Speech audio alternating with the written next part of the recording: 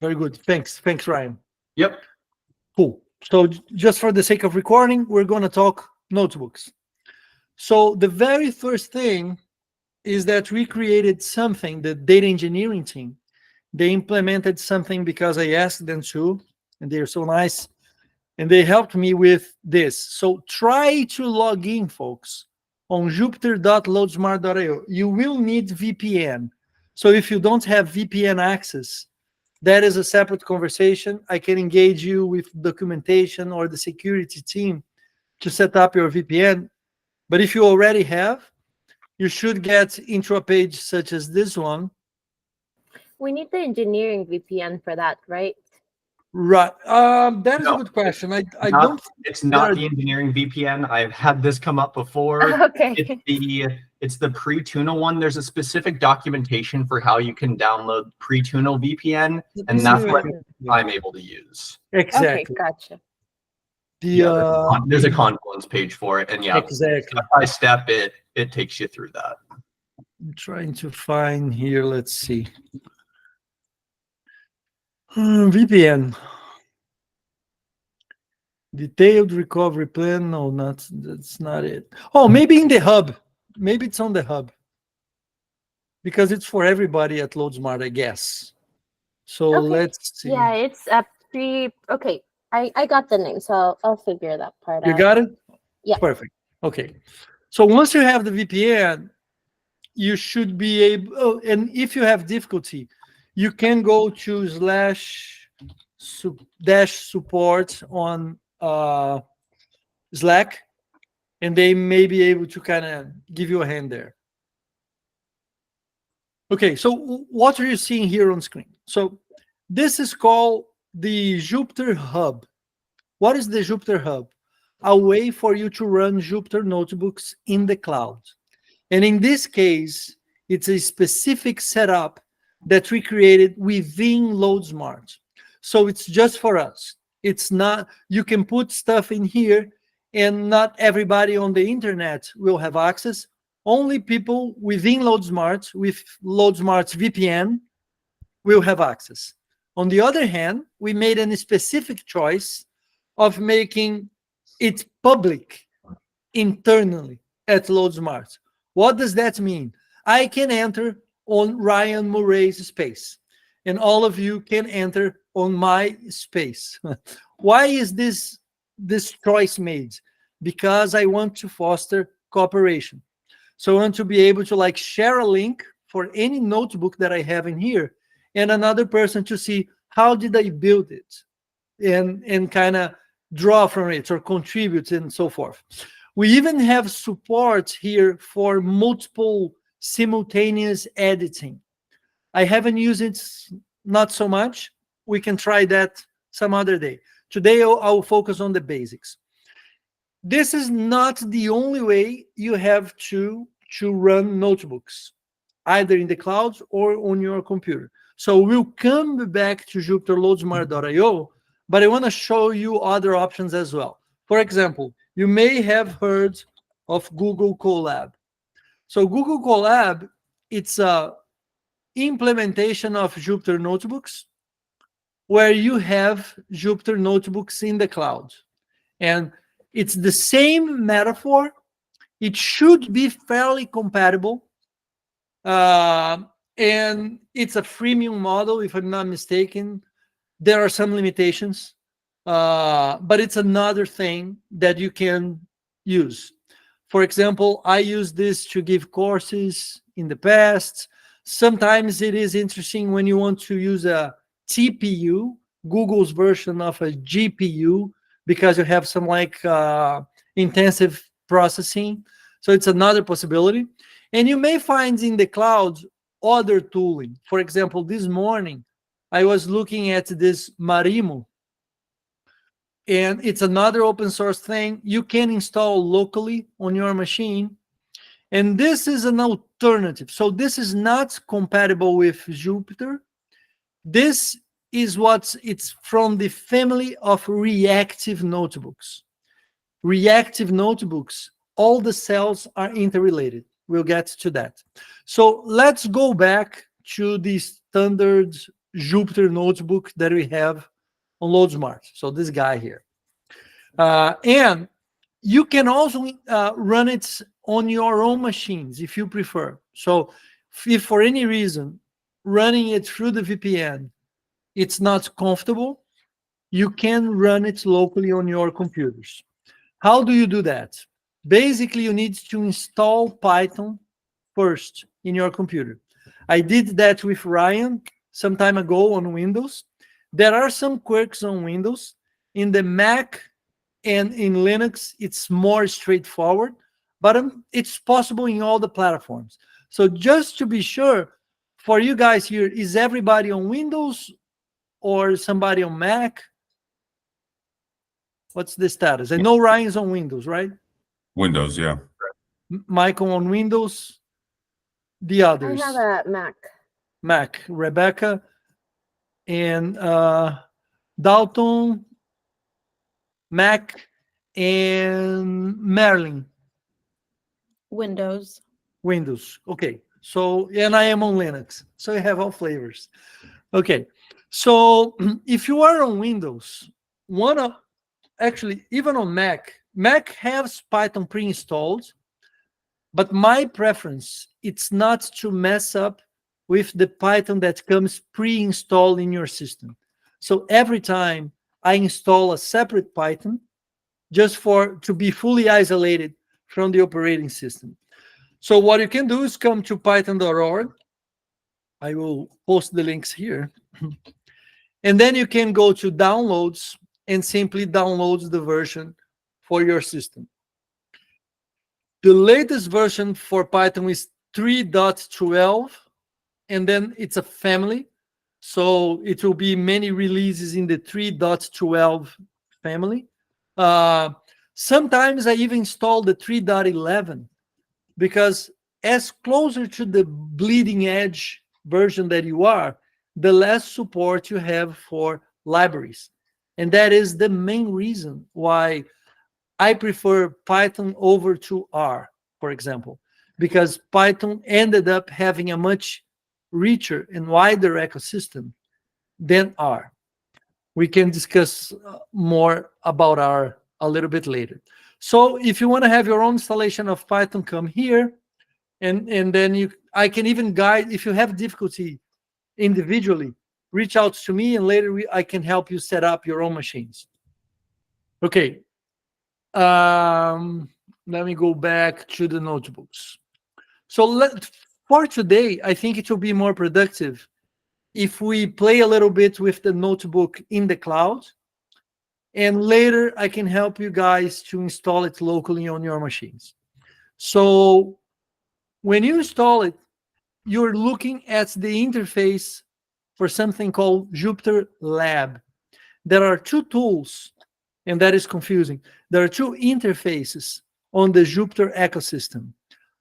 The legacy traditional one was called Jupyter Notebook, and now it's a little bit overloaded. We talk everything is Jupyter Notebook, and the old UI is also Jupyter Notebook. This is the new UI, and the new UI, new interface, is called Jupyter Lab. And Jupyter Lab tries to be an IDE, an integrated development environment, to make you really comfortable like developing in the web. So you have like file navigation on the left that you can hide and show by clicking on this bar on the extreme left. You can edit files, such as you can click on a textual file, and then it opens in your editor on the right. You can drag and drop those tabs, and you organize your windows and see two windows at the same time, or change the layout however is comfortable to you. But the main thing is like running notebooks. So what I'm going to do, I'm going to open a new notebook and create an empty instance of a notebook, choosing here notebook. Do not confuse with like Python file. Let's go for notebook here.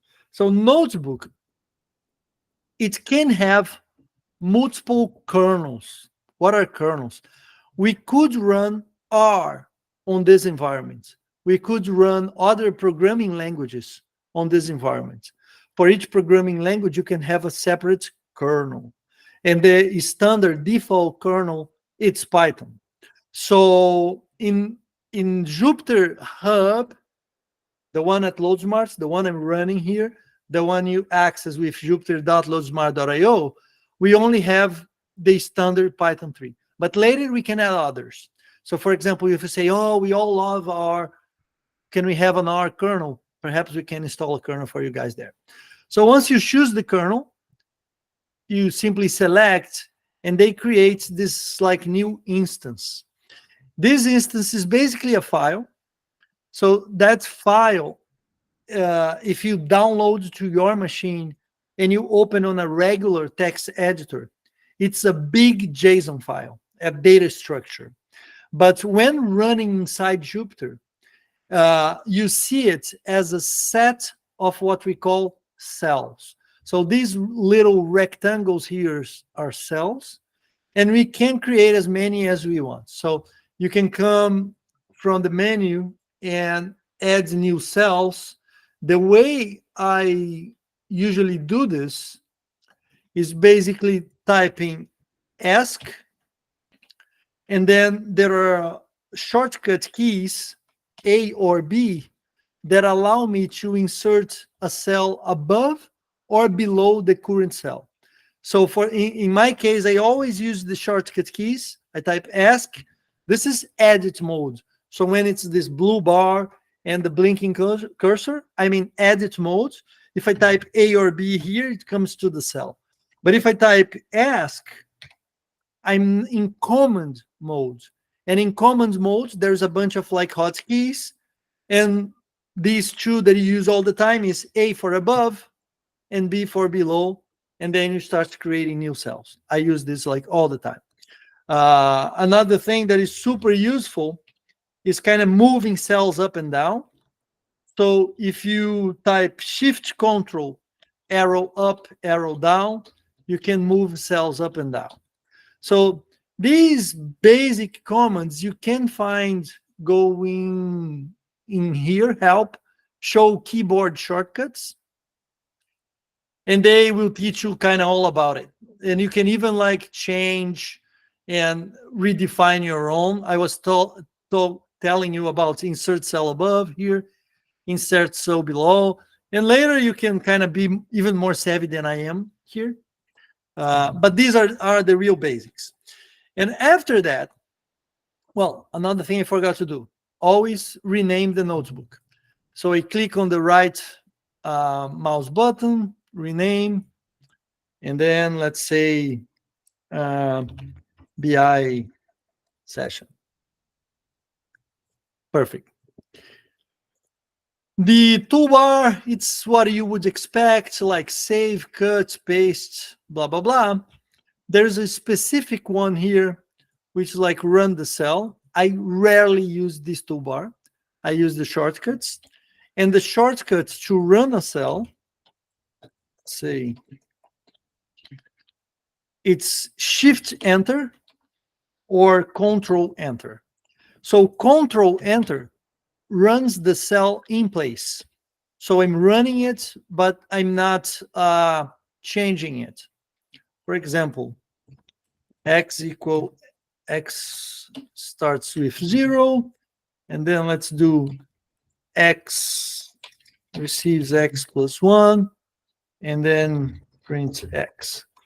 So if I keep doing Control Enter, I'm at the same cell, and I'm running. I'm not moving to the cell below.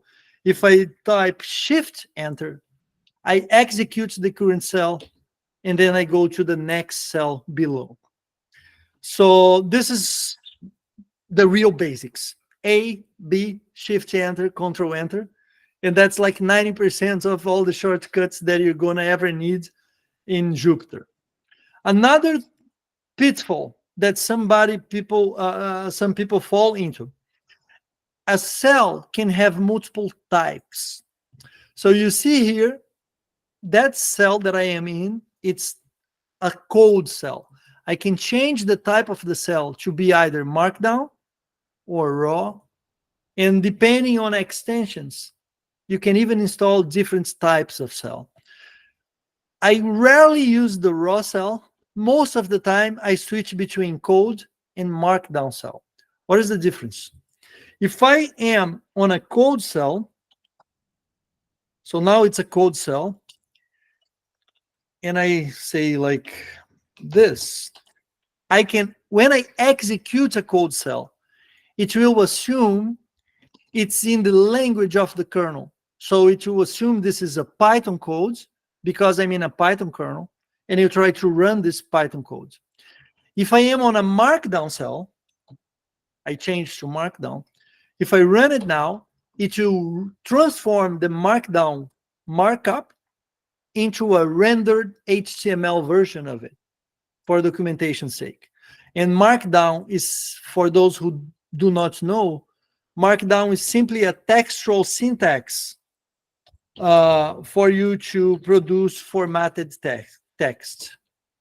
Actually, this is not, go ahead, Michael. Can you, I guess, use multiple kernels in one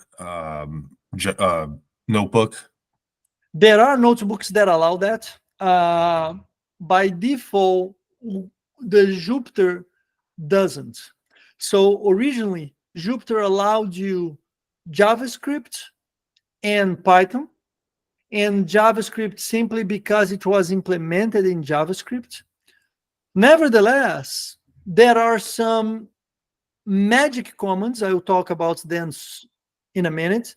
And those magic commands can give you the impression that you are running multiple languages within the same notebook. But it's not exactly that. It's simply a trick. It's running Python in there, and the Python is being the bridge to the different language. I will show that with SQL because I created a magic command for SQL. I was just going to ask about SQL. Okay, we'll get to that. Yeah, no, SQL, we have something that I believe you're going to find very, very nice. Let me do the following. As I think now is a good time, let's pause this just so I can answer. I will upload the notebook that I developed yesterday. So what I'm going to do, I'm going to, I rarely upload the file here, but it's in here. And is it fair to say that SQL is a different kernel, or is it still just executable with Python? In what I'm going to show you, it's not going to be a different kernel. It's going to be a way to be very straightforward to execute SQL in the Python kernel. Usually a kernel supports a single language. So a SQL kernel would only allow you to run SQL, for example. So all the cells would be either Markdown or SQL. Okay, so let me upload. I'm going to this button here on the top, and I'm going to get a file from my machine. So I'm getting this Valhalla demo, and I'm bringing the file from my machine to the cloud, to the Jupyter space, in this case. And I will open the notebook here. So this notebook, I have already executed. Oh, that's a shame. Cannot open here. Okay, let me do the following. Perhaps I can show you the SQL in here. Yes, I can. So, okay, this demo will have to wait. Let me switch to the standard documentation. Every time you open this space, you will have one notebook by default because we created for you. It's called Connectors Tutorial, thanks to Luis from Data Engineering. And this is a notebook that is a mixture of playgrounds and documentation that is there to help you guys with things that you don't have locally on your machines. But we instrumented this environment, so they will be by default enabled here. So whenever you're creating a notebook here and running the notebook in here, these will be available. And one of them is the SQL Magic. So what is the SQL Magic? The SQL Magic, it's an extension to Jupyter. I implemented SQL Magic, and you load extensions with this command here, %loadx SQL Magic. I'm going to give it a try here and see if it works. It worked. Once I run a cell, shift enter on the cell, I see the number here increasing. So it was first 1, and then you see 2, right? This is a hint for those that haven't used the Jupyter environment to give you an idea of in which order are you executing your notebook. Ideally, it will be from top to bottom, but in an interactive session, you are not bound to obey that order. You can play a little bit executing cells in any order. And now I'm going to try to execute this one. So what's happening here? Once I have loaded the extension, what's the name of the extension? SQL Magic. I have this new command available, which is %, syntax a little tricky, and the T from Trino _SQL. So this command exists in the SQL Magic extension module, and this is the name of a variable. And what can I put in here? Any SQL statements that you want that is valid on the Trino Lakehouse that we have. If you never run queries on the Lakehouse, it's a separate conversation. Go ahead, Michael. Are there other, I guess, variables that are available to us in the SQL Magic extension? Or is it just that main one? No, today there was in the past. We had for Redshift, but now that we deprecated Redshift, there is not. But in the future, if we offer you different databases, we could extend SQL Magic to give you this bridge to our databases in a so more. It's not like on Superset, right? It's just Trino and whatever's in Trino. So if we have other databases on Superset, it's not going to be in this thing. That is interesting because Trino is a federated query engine. What does that mean? It means that today Trino is querying S3, the Amazon file object storage that we use as a database, but Trino is capable to querying other databases as well. So that means even using this extension, we could be capable of querying other databases, but it may require some instrumentation. We haven't tried that, but I know it is possible. So we could explore that, or we could create a different command here. For the time being, it's only Trino. Okay, so when I run this, it will kind of require me to do authentication. So I need to go through the motions here of authenticating, open my Okta app. And the second time it's much faster. The very first time, it's a little bit of a red tape. Okay, and once you see this screen, authentication succeeded, you can close that tab, and ideally, hopefully, the query executed. And it did. And I named the variable for the result. So I said, execute the query below. Can be many lines, doesn't need to be like this.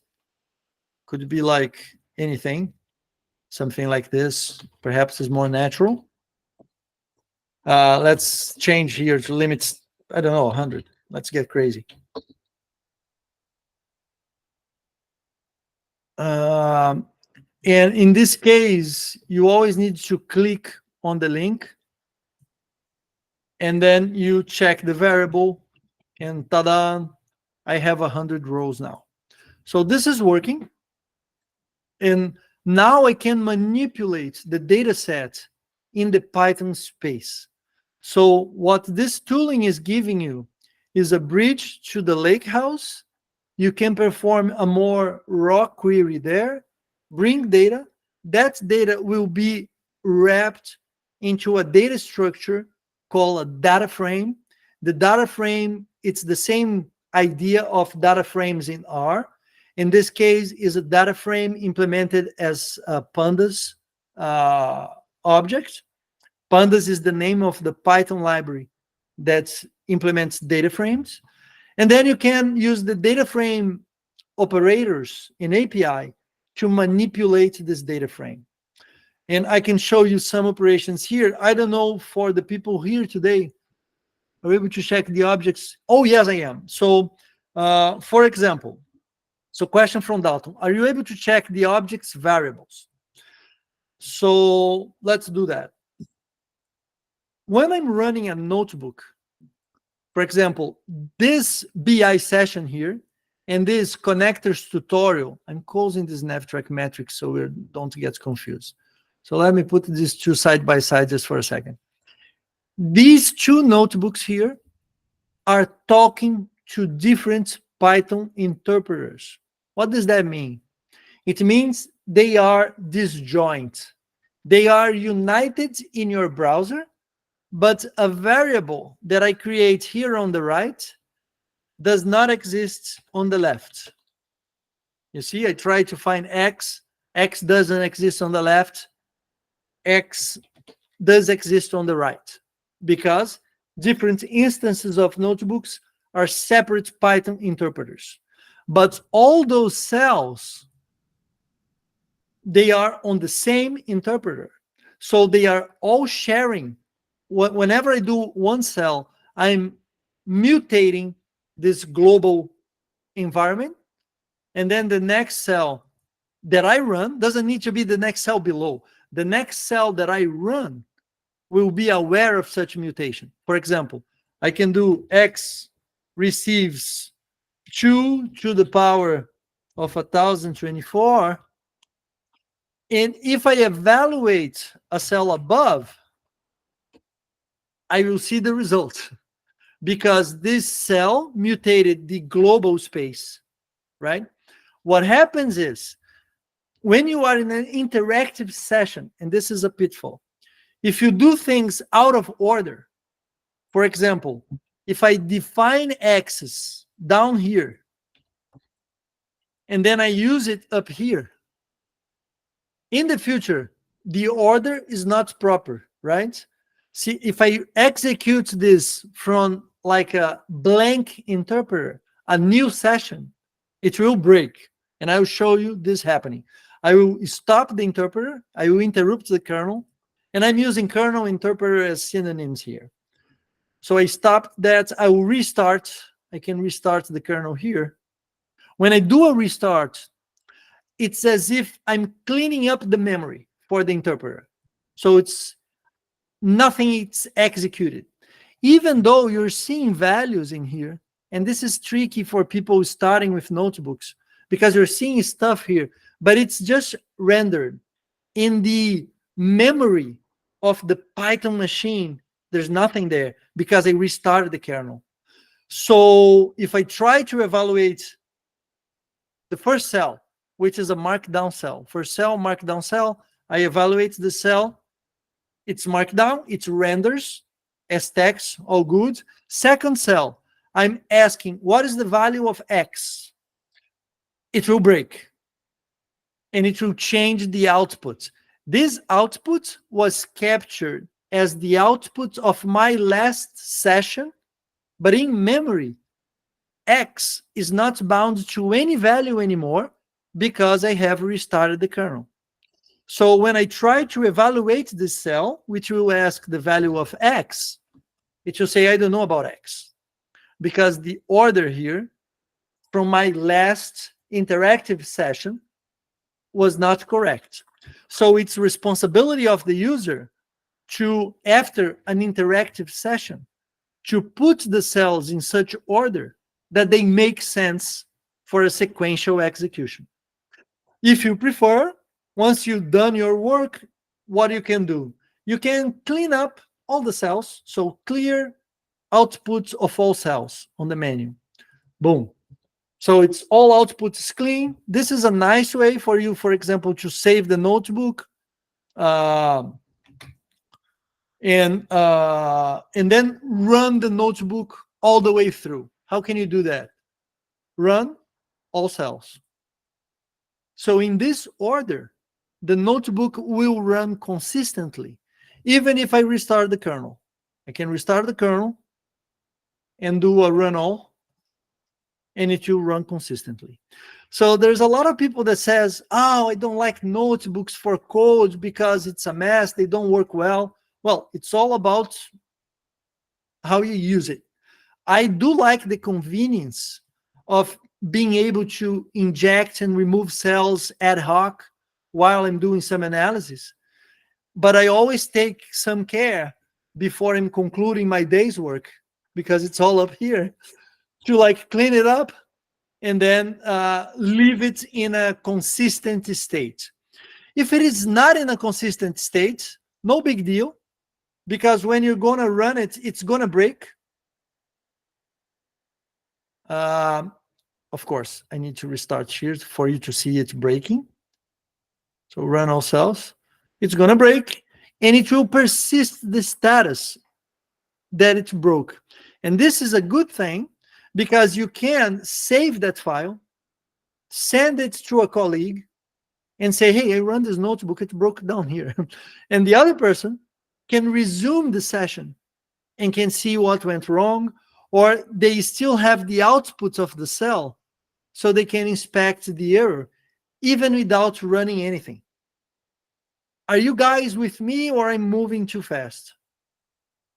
Or too slow, perhaps? Feedback is important here, so I can calibrate. Silence is good. Okay. So let's go back to data frames, perhaps. Or do you prefer to continue a little bit on the basics of notebooks? I can go either way, straight to data frames or more about the basics of cells and such. Oh, there's a pending question from Dalton. Able to check objects and variables. I forgot. Let me just answer that one. So imagine I run this notebook here. I started, this is a broken cell. I deleted. I create maybe two variables. One is a string. The other is a value. And then can I inspect, check objects and variables? For sure. And this is a Python thing. It works in any Python environment, not just notebooks. So there is this dir command. And what dir does, it lists all the variables that are currently defined in the current namespace. What does that mean? If I'm inside a function, I have one namespace. If I am inside a module, I have one namespace. In the Jupyter Notebook, I'm always at like a top level thing, and it's also a namespace. So when I do dir, it's giving me the names of the variables currently defined. So all of these variables are defined. As a matter of fact, these are predefined, and X and Y I defined. So I can see them here. I could, for example, forget one of them. Let's get rid of Y. And then if I do dir again, you see that Y no longer belongs to the list of non-variables. And if I try to, it says evaluates the value of Y, I get an error. But because this is an interactive session, I can do stuff such as this. I can go back here, I redefine Y, I can go down here, and I evaluate Y, and now I have Y. And this output here, it's simply stale, right? I didn't re-execute this cell. So that's why it's not showing Y here. But I am aware of this because I can see that I define Y as my interaction number 9, and this view was interaction number 7. So I define Y after that. So you do have information for the messier interaction that you did. Honestly, this is not usually my workflow. Usually when you are injecting stuff, it's not really as messy as I did right now. Usually you inject something to see the value, and then after you've done it, you get rid of it. And that's it. And everything, it's consistent back again. If you're in doubt, simply stop the kernel or simply restart the kernel and do a run all and just check if anything breaks. Nothing breaks, I'm good. I can continue my work. There are other notebooks that once you change one cell, it automatically updates all other cells. I don't like these as much. Why? Let's go back to this guy here.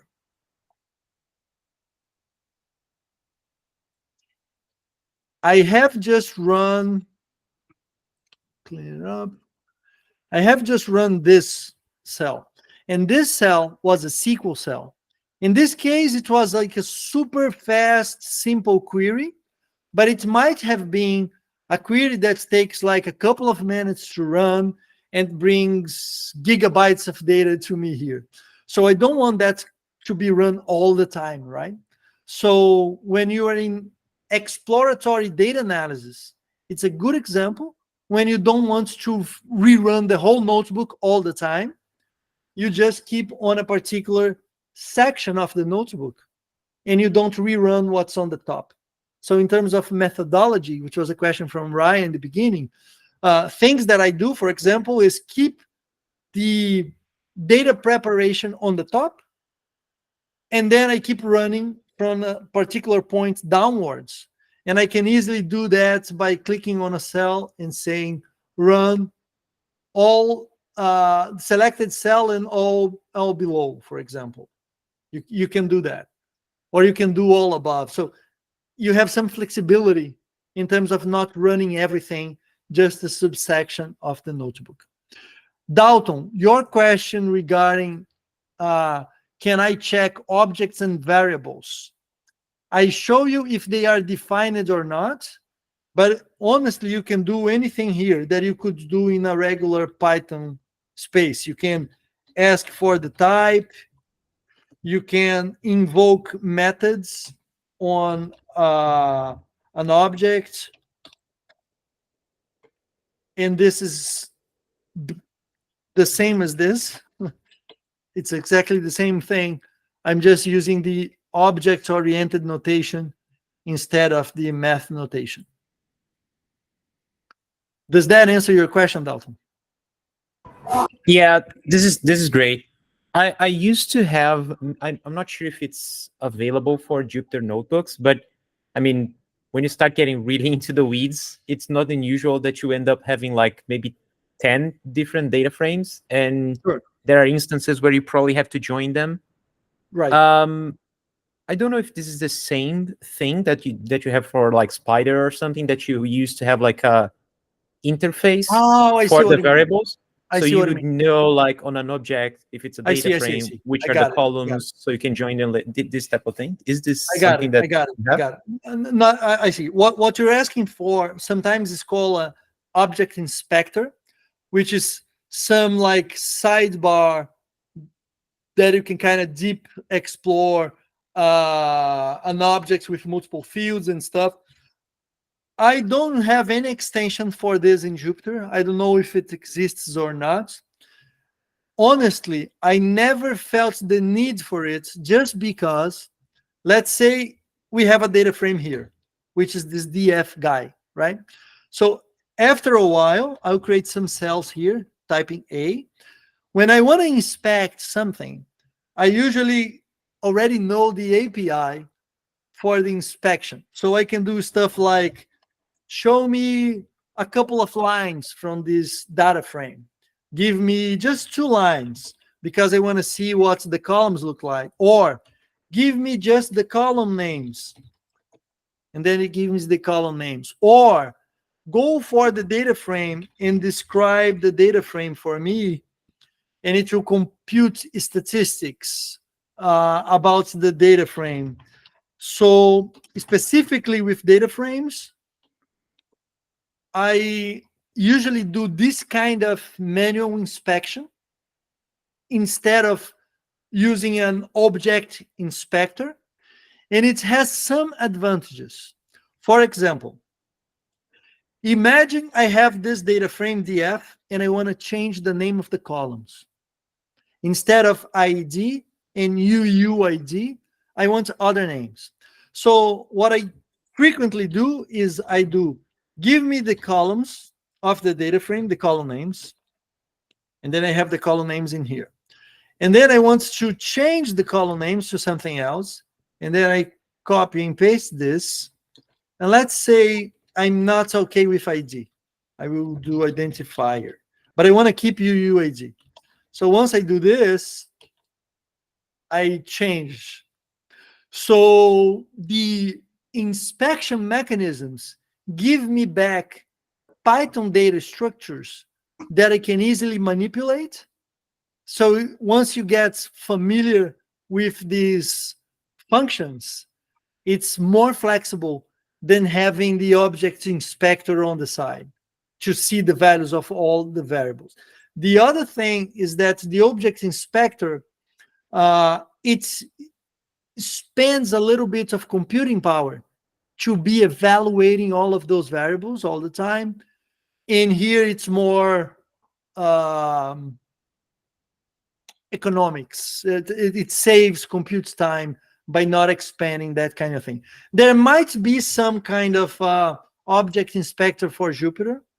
I never looked into that. That's a great question.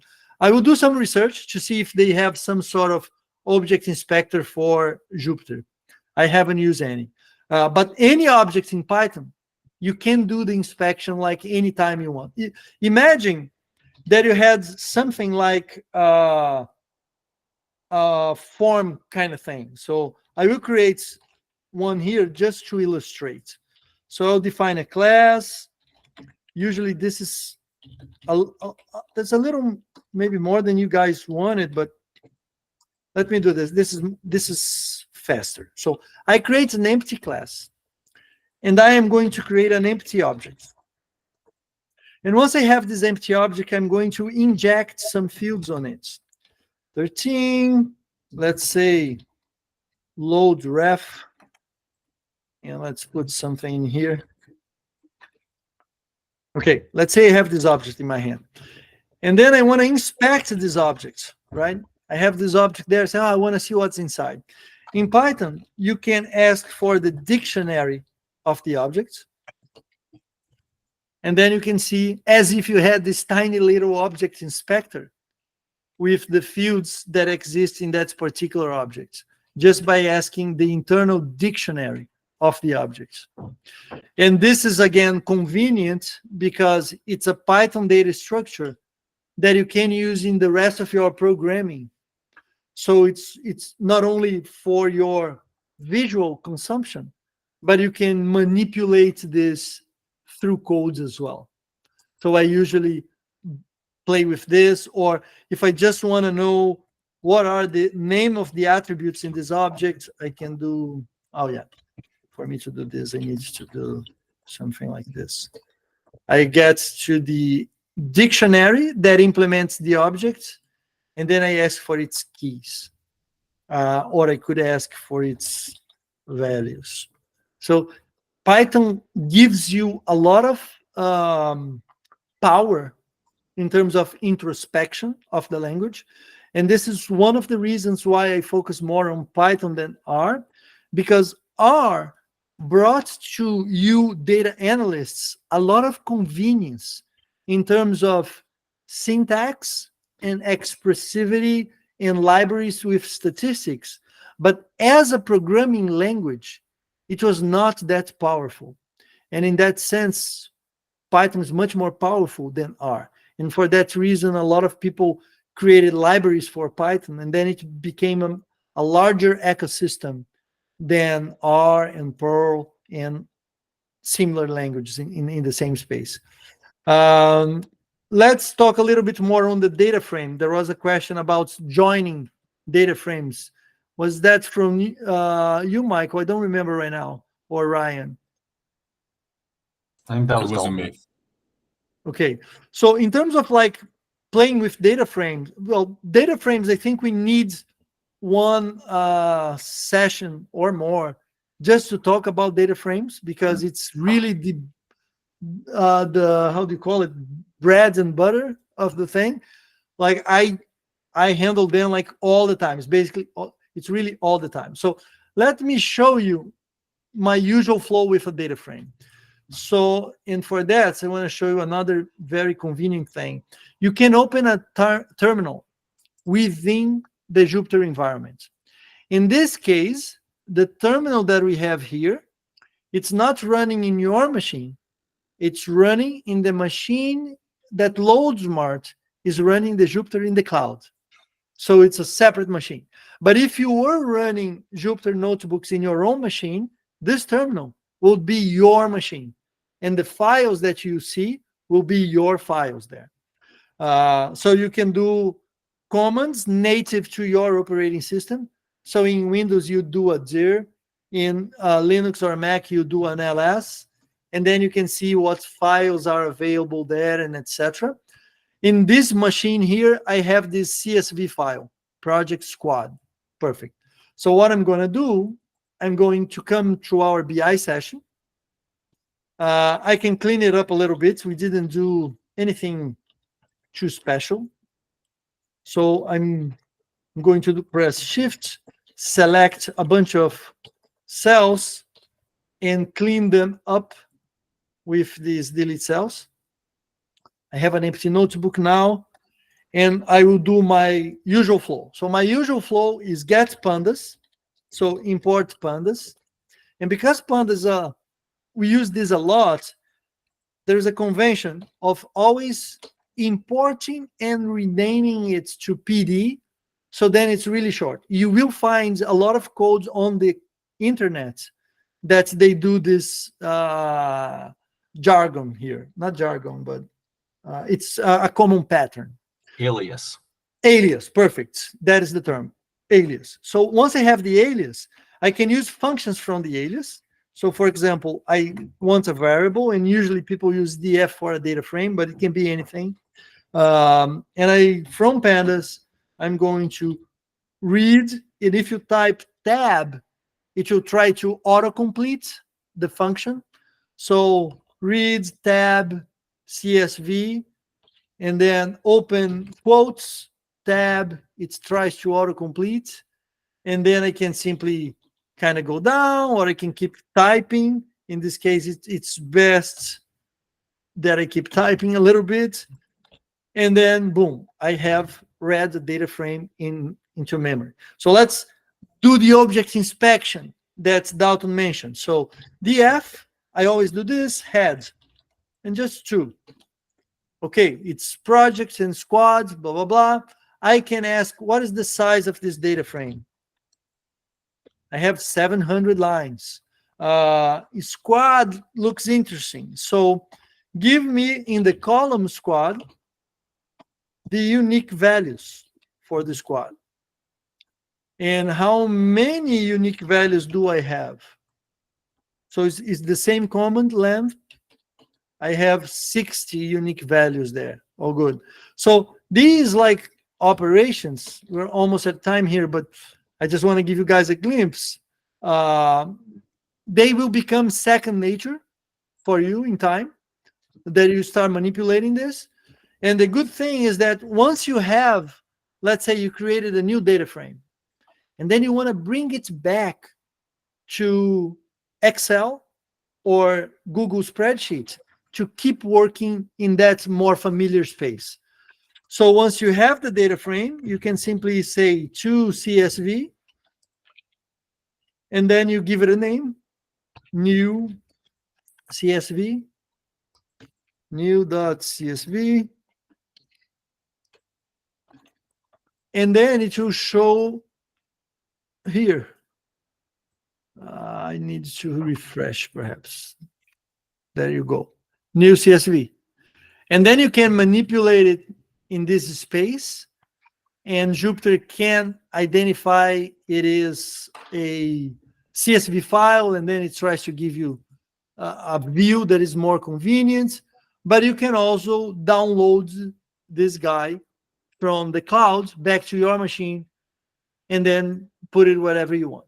So I would say this will be like the bread and butter for you guys in the beginning, at least, which is get a file from CSV, play with it, and then we have other sessions to like explore how to better play with this and what you can do. And then you go it back to a CSV. Or you can create a data frame from a SQL query. And this is already available for you guys here. What is not ideal yet is how do you browse the database? So we don't have a good solution in this environment yet for you to see which tables do exist, what are the columns, and etc. I'm using the Beaver. I don't know if you have like Table Plus or tooling, SQL tooling. You can keep using that SQL tooling. You can do it through Python code, but it's not productive. So what I usually do is I work the query in the Beaver. Once I'm satisfied with the query, I bring the query here, and then I work at the data frame level. And then I keep on the data frame level. I don't want to hold you guys longer because it's like Friday. Was this helpful? Absolutely. This is a great start. I think, especially for me, this is more than what I was hoping I could kind of have been able to absorb on session 1. So this is seriously awesome for what I was hoping to get out of this. Cool. Cool. So what we can do is the following. For the length of next week, try to log in on jupyterloadsmart.io. I will send this link in our channel on Slack. If you have time to play, fine. And then if there are topics that are interesting, you can bring for our next session. If not, I have things from my head that I think you may find interesting, so I can bring them. My only question is, should I schedule a follow-up session next week? And if so, same time, another day, something for you guys to think about. Don't need to answer right now. We can negotiate on chapter BI. But the thing that I need to know is how frequent these should be, so I can schedule a recurring meeting, and then we can align on the program. Sounds good? Oh, good. Folks, thank you so much. Thank you so much. Thank you. Thank you. Have a great weekend. You as well. You as well. Take care.